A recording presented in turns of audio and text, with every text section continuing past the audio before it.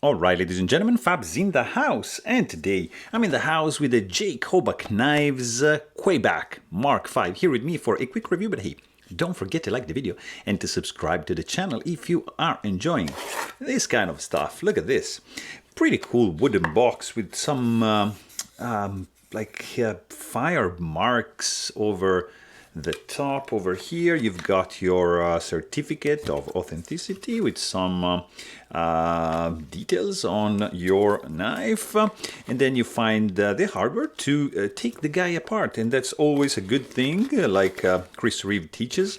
And then you're gonna find this cut-out foam with this cut-out lid kind of thing, and of course you're gonna have your Kwaiback inside. So what is this? This is an overbuilt titanium frame lock knife, guys. Look at this. This is a very, very interesting one. It's not a small boy. Overall length on this guy is gonna be around 9 inches, or let's say in centimeter is gonna be around 23 centimeters. So it's not a small boy. Handle length is gonna be 5.3 inches, or let's say 13.5 centimeters, or like 9.5 centimeters in cutting edge length. And what is this? This is probably like 4-inch length blade with 3.75-inch long cutting edge. So it's not a small boy for sure. It's overly overbuilt. There's internal skeletonization in these scales, but still the weight is gonna be there.